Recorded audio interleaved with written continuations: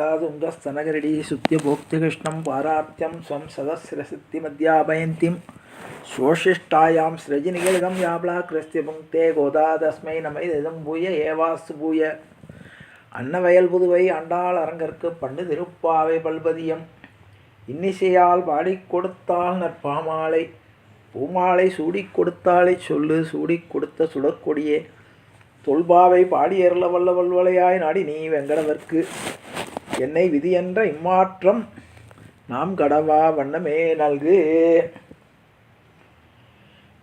பக்தி மனம் கமழும் மார்கழி திங்கள் 23ஆம் நாளுக்குரிய பாசுரம். திருப்பாவை பாசுரங்கள் ஒன்றுக்கொன்று போட்டி போட்டுக்கொண்டு நம்முடைய மனதை கவரும். திருப்பாவை பாசுரங்களில் எது சிறந்தது என்று நமக்குள்ள ஒரு பட்டிமன்றம் நடத்தினா அதுக்கு தீர்ப்பே கிடைக்காது. அப்படிப்பட்ட ஒன்றை ஒன்று முந்தி கொண்டு வந்து முன்னால் நிற்கும் கருத்துக்களிலே. அதில் இந்த மாரி முளைமழிஞ்சில் பாசுரத்துக்கு ரொம்ப சிறப்பு உண்டு.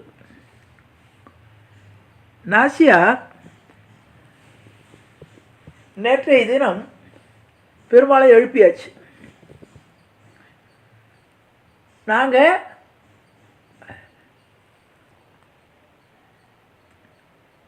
செங்கன் சிங்கினி வாய் செய்த தாமரை பூ போலே செங்கன் சிரிச்சிறிதே எம்மேல் விழியாவோ திங்களும் ஆதித்யரும் கொண்டு எங்கள் மேல் சாபம் விழுந்தேலோ என்பாவாய். அங்கன் இரண்டும் கொண்டு எங்கள் மேல் சாபம் விழுந்தேலோ என்பாவாய். ஒரு அட்வான்ஸாக ஒரு கோரிக்கை வச்சுட்டா. எப்படி கோரிக்கை வச்சுட்டானா, நாங்கள் பல்வேறு சூழ்நிலைகளில் உன்னை வணங்குகிறோம், எங்கள்கிட்ட தவறுகள் இருக்கும். ஆகவே உன்னுடைய கண்கள் இரண்டும் சூரிய சந்திரன் மாதிரி குளிர்விக்கவும் முடியும், எங்களை சுட்டரிக்கவும் முடியும். ஆகவே எங்களுடைய தவறுகளை பொறுத்து எங்கள் மேல் சாபம் எழுந்தேலோ ரெப்பாவாயின்னு சொல்லிட்டார். சொல்லிட்டாளா? இனிமேல் இனிமேல் வரக்கூடிய பாசுரங்கள் எல்லாம் கோரிக்கை மனு கொடுக்குற இது. இப்போ பெருமாள் வந்துட்டார் வச்சுக்குவோம். படுக்கையில் எழுந்துட்டார். இப்போ பெருமாளை எப்படி வர வேண்டும் என்று கட்டளையிடக்கூடிய பாசுரம் இது.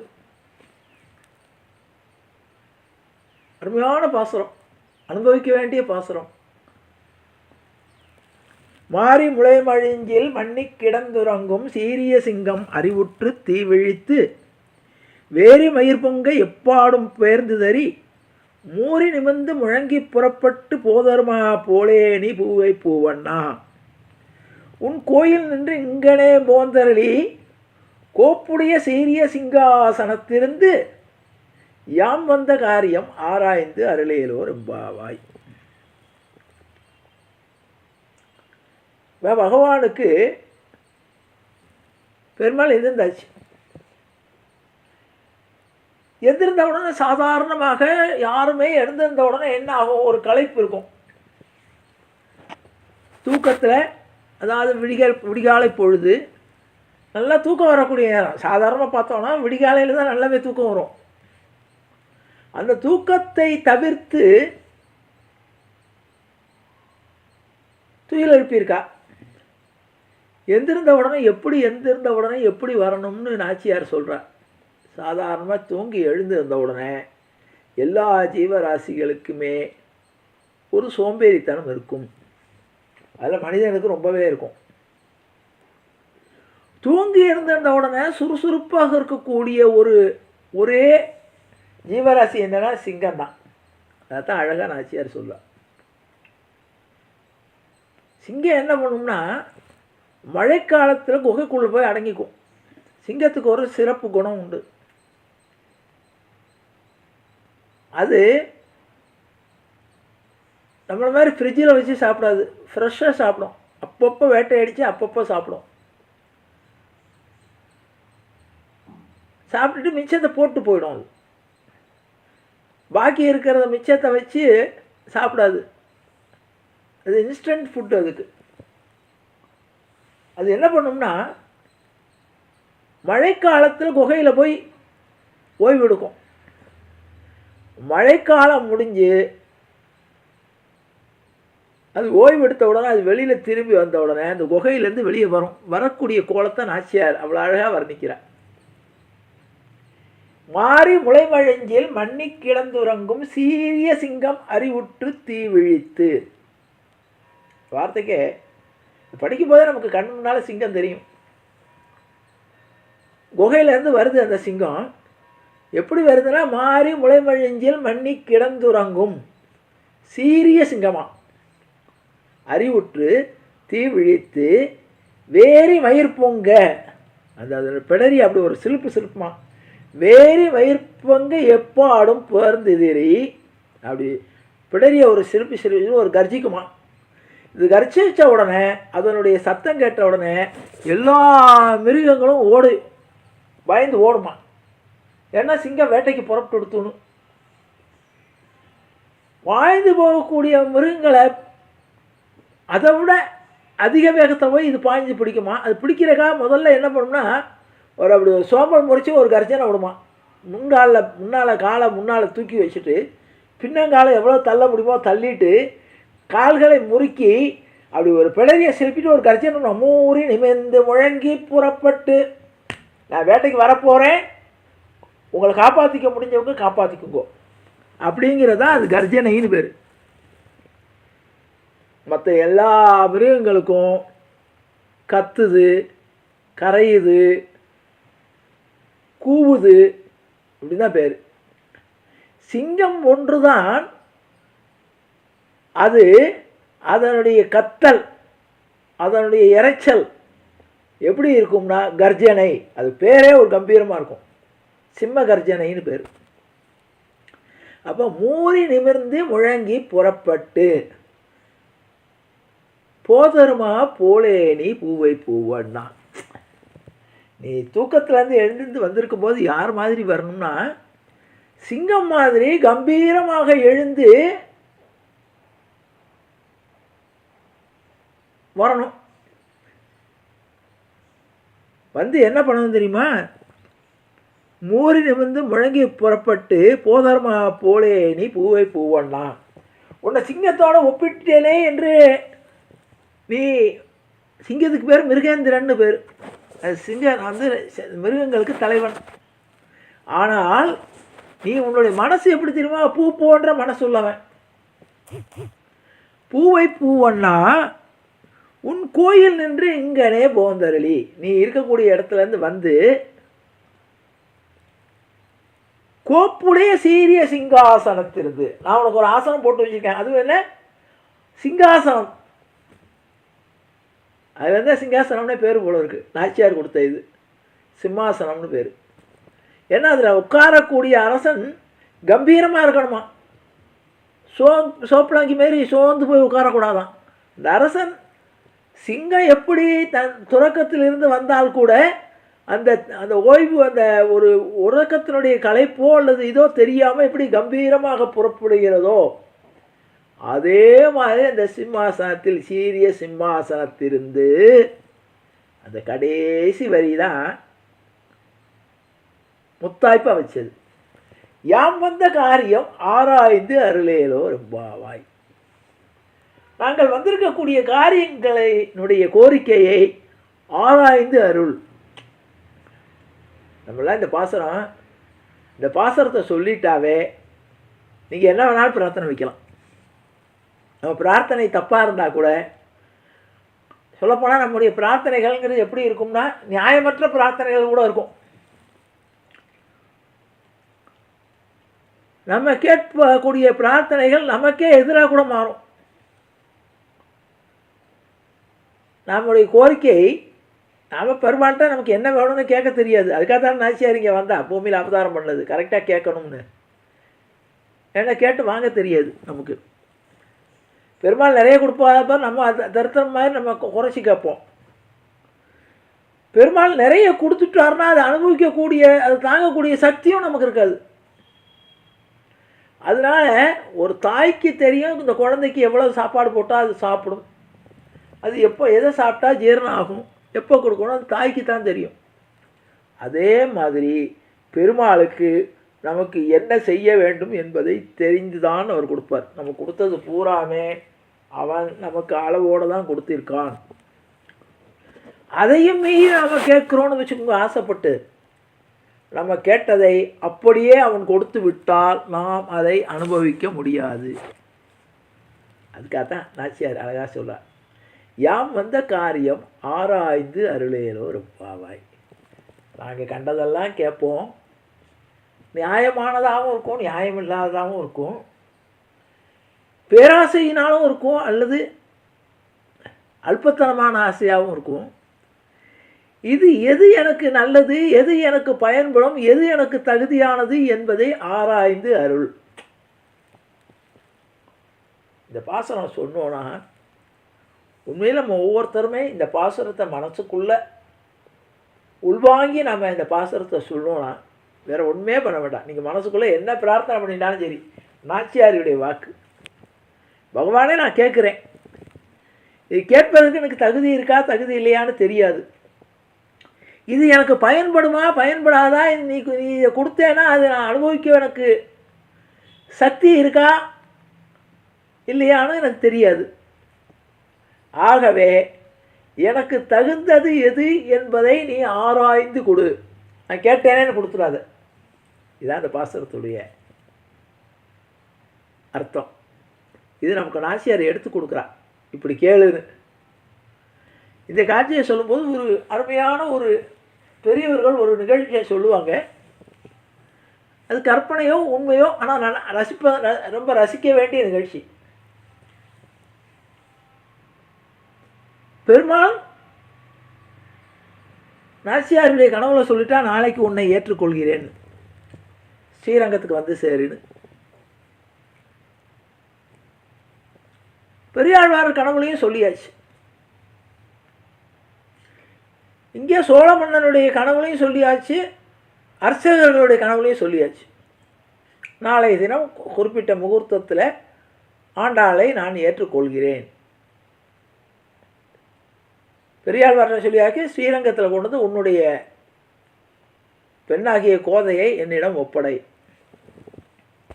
நாச்சியார் கனவுல வந்தாச்சு, வாரணமாயிரம் சூழவளம் செய்து நாரணன் நம்பி நடக்கின்றான் என்றதிர் பூரண பொற்குணம் வைத்து புறமெங்கும் தோரணம் நாட்ட கனா கண்டேன் தோழினான்னு அவளுடைய கனவுல வந்து அவனை நாளை சுப முகூர்த்தத்தில் நான் ஏற்றுக்கிறேன்னு சொல்லிட்டேன்.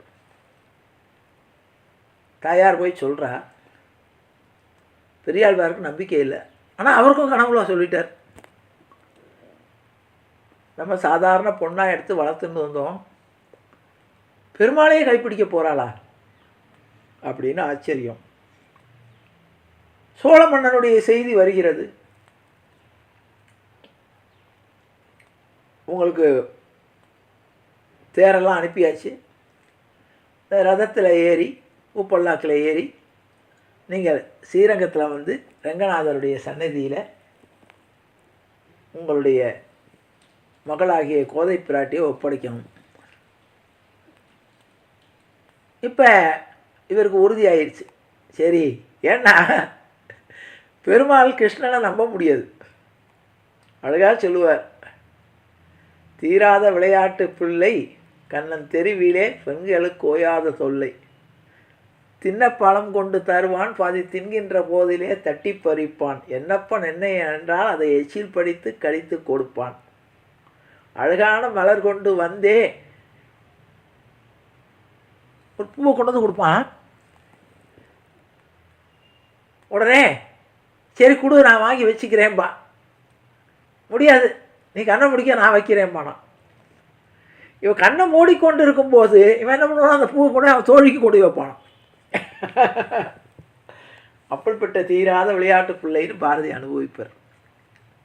ஆனால் அவனுடைய எதுலேயுமே பொய் தான், கிருஷ்ணன்னாவே பொய் தான், ஆனால் அது அழகாக இருக்கும். அது அப்படிப்பட்டவன் நம்ப முடியல, கிருஷ்ணனை நம்ப முடியாது. ராமனா சொன்ன வார்த்தைக்கு ஒரு இல் ஒரு வில் ஒரு சொல்லுன்னு இருக்கிறவனுக்கு. ஆனால் அரசன்ட்ட இருந்து வந்து விட்டது, ராஜா சொன்னார்னு உடனே சரின்னு அந்த பல்லக்கில் ஏறி எல்லோரும் போகிறார்கள். திருவரங்கத்தினுடைய எல்லை வாசலிலே உபசாரங்களோடு பல்வேறு அலங்கார வளைவுகளோடு வரவேற்பு எல்லாம் பலமாக இருக்குது. உள்ளே போய் திருவரங்கத்தில் பெருமாள் சன்னதி கிட்ட போயாச்சு. ஆண்டாளை அழைத்து கொண்டு உள்ளே போனால் சர்வாலங்கார பூஷிதையாக இருக்கா நாச்சியார். உள்ளே போன உடனே அங்கே கொண்டு போய் சன்னதியில் நிறுத்தின உடனே பெருமாள் எப்படி இருப்பார்னு இவருக்கு ரொம்ப பெரியாழ்வாக இருக்குது. சாந்தாகாரம் புஜகசயனம் பத்மநாபம் சுரேஷம் விஸ்வாதாரம் ககனசதுஷம் மேகவர்ணம் சுபாங்கம் லக்ஷ்மீகாந்தம் கமலநயனம் யோகிகிருத்தியானகம் வந்தே விஷ்ணும். அப்படிப்பட்ட பெருமாள் அலங்கார பூஷிதமாக இருப்பார்னு இவர் போய் பார்த்தா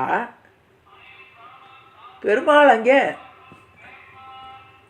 நரசிம்மராக சிங்கமும் மனிதனும் கலந்த உருவத்தில் கோர நகங்களோடு தலை பிடரி விரித்து கொண்டு உட்கார்ந்துருக்கார். இவருக்கு ஒரே ஆச்சரியம். ஆஹா, பகவான் எப்படிப்பட்ட சொரூபம் உள்ளவர்! சகசிரசீரிஷா புருஷக சகசிராட்ச சகசிரபாத், ஆயிரக்கணக்கான நாமங்கள் உள்ளவன், சதுர்புஜங்களோடு சங்கு சக்கரதாரியாக ஒரு சிவந்த நயனங்களோடு எப்படியெல்லாம் சொல்லலாம், எவ்வளோ அழகாக வர்ணிக்கி இருக்கு வேதம் அவர்.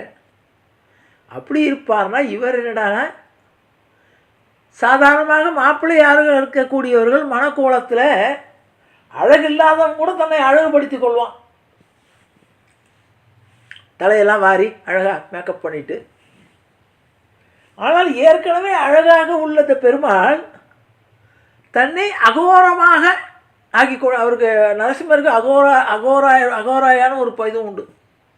தன்னை கோரப்படுத்தி கொண்டவர்னு அர்த்தம்.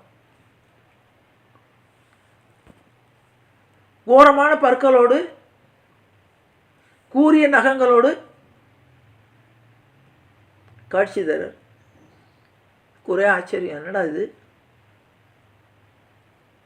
நம்ம எவ்வளோ கற்பனையோடு வந்தோம், இவர் என்னடான அழகாக இருக்கக்கூடியவர் தன்னை ஒரு மிருகமாக மாற்றிக்கொண்டு இப்படி உட்கார்ந்துருக்காரே மாப்பிள்ளை வெறுப்புக்கு மாப்பிள்ளை கோலத்தில் அப்படின்னா. தாயாரை பார்த்தா இப்போ தாயார் சிரிச்சுட்டே சொல்லலாம், நேத்திக்கே என்னோட வீடியோ காலில் பேசிட்டார் அப்படின்னு. என்னம்மா என்ன நேத்திக்கு என்கிட்ட பெருமாள் கேட்டார், நான் நாளைக்கு என்ன ஆடையில் வரணும், எந்த அலங்காரத்தோடு வரணும்னு கேட்டார். எனக்கு மனசுக்குள்ளே அவருடைய பல்வேறு அவதாரங்களுடைய நினப்பு ஓடினது. இதிலே என்னுடைய மனதுக்கு உகந்த மாயன் மணிவண்ணனா கிருஷ்ணனா வந்து என்னை ஏற்றுக்கொள்ளுன்னு சொல்லலான்னு வந்தது. ஆனால் கிருஷ்ண வேஷம் போட்டால் இவனுக்கு ஏமாத்துற புத்தி வந்துடும், சொன்ன நேரத்துக்கு வரமாட்டான். ராமன் கேட்கவே வேண்டாம், ஏகபத்தினி விரதன், சீதையை தவிர வேறு நினைக்க மாட்டான். இப்படி ஒவ்வொரு அவதாரங்களுடைய ஒவ்வொன்றையாக டிக்கடிச்சு பார்த்தா ஒரு மேக்கப்போ சரியாக அவருக்கு ஒத்து வரல. அப்போ சொன்னால் ஒரு சாதாரண குழந்தை கூப்பிட்டது என்பதற்காக தூணை பிளந்து கொண்டு வந்து தன்னுடைய ஓங்கி உலகளந்த உத்தமனாகியவன் தன்னுடைய உடம்பை சுருக்கி கொண்டு பிரகலாதனானவன் தூணிலும் இருப்பான் துரும்பிலும் இருப்பான்னு சொன்ன உடனே அந்த தூணிலிருந்து பிரகலாதன் ஒரு துரும்பை காட்டிட்டான்னா துரும்புல இருந்து கூட நம்ம வெளியே வர வேண்டியதாக இருக்குமே ஒரு துரும்புக்குள்ளேயும் அந்த இடத்துல பூரா வியாபித்து இருந்தானா. ஏற்கனவே மேக்கப் போட்டு கொண்டு நரசிம்மருடைய அடையாளத்தோடு ஒரு துரும்பிலும் தூணிலும் அங்கே இருக்கக்கூடிய எல்லா இடத்துலையும் அணுக்குள்ள கூட இருந்தானா நரசிம்மரா. ஆனால் பெருமாளுடைய நல்ல நேரம் தூணை காட்டி கேட்டான் இரண்டியன், இந்த தூணில் இருக்கானா? உடனே அந்த தூணில் இருக்கானாமா இருக்காரன உடனே தூணை புலந்து கொண்டு வந்தார். நல்ல வேலை இரண்யகசிப்பு ஒரு துரும்பை காமிச்சு இதில் இருக்கானான்னு கேட்டு துரும்புக்குள்ளே இருந்து அவர் வர வேண்டியது இருக்கும். அதனால தூணை சொல்லும்போது நரசிம்மருக்கு தாயார்னு கூட சொல்லுவாங்க. நரசிம்மர் வந்து அந்த தூண்லேருந்து வந்ததுனால, தூணிலேருந்து வந்ததுனால அந்த தூணை தெய்வமாக தாயாக மதிப்பார்கள். அதனால இன்றைக்கி வீட்டில் தூண் இருக்கும்போது தூணை காலை வச்சு மிதிக்கக்கூடாது, அது மேலே அவமரியாதை பண்ணக்கூடாதுன்னு சொல்லுவார். எதுக்காக சொன்னேன்னா, ஆகவே அந்த வடிவத்தில் வந்திருந்தார். ஆகவே இந்த பக்தனுக்கு எளிவந்தவனாக ஒரு சாதாரண ஒரு குழந்தை கேட்டதுங்கிறதுக்காக வாக்கு தவறக்கூடாதுங்கிறதுக்காக முன்னாலேயே வந்து பெருமாள் தயாராக இருந்தான், எப்போ பிரகலாதன் காட்டுவான்னு. ஆக சொன்ன சொல் நாளை என்பது நரசிம்மனுக்கு இல்லை. நரசிம்மன்ட்ட நம்ம வரம் கேட்டு போனோன்னா நாளைக்கு வான்னு சொல்ல மாட்டானான். அந்த மாதிரி வரப்பிரசாதி. அதை நினைவுபடுத்தும் வகையில் இந்த பாசுரத்திலே நீ சீரிய சிங்கமாக இருந்து யாம் வந்த காரியம் ஆராய்ந்து அருள்னு நாச்சியார் சொல்கிறார். பாசுரங்கள்லேயே நான் கேலியாக சொல்கிறது நாச்சியாருக்கு உகந்த பாசுரம். நாச்சியார் லைத்த பாசுரம்னு கூட சொல்லலாம். அதோடு நம்மை லைக்க செய்யும் பாசுரம். நமக்கு வரம் எப்படி இனிமேல் வரிசையாக வரம் கேட்குறது தான். இனிமேல் எப்படி வரம் கேட்கணுங்கிறதுக்காக நமக்கு பாடம் எடுத்த பாசுரம் இந்த பாசுரம் என்பதை கூறி நிறைவு செய்கிறேன். ஜானகி காந்த ஸ்மரணே ஜெய ஜெய ராமராம். சத்குரு மகாராஜ் கி ஜெய, ஆஞ்சநேய மூர்த்தி கி ஜெய, ஆஞ்சாள் திருவடிகளே சரணம், ஆச்சாரியன் திருவடிகளே சரணம், ஜீய திருவடிகளே சரணம். வசுதேவ சுகந்தேவம் கம்சசாணூரமர்தனம் தேவகி பரமானந்தம் கிருஷ்ணம் வந்தே ஜகத்குரும். ராமாய ராமபத்ராய ராமச்சந்திராய யதசே ரகுநாதாய நாதாய சீதாயாபதே நமக.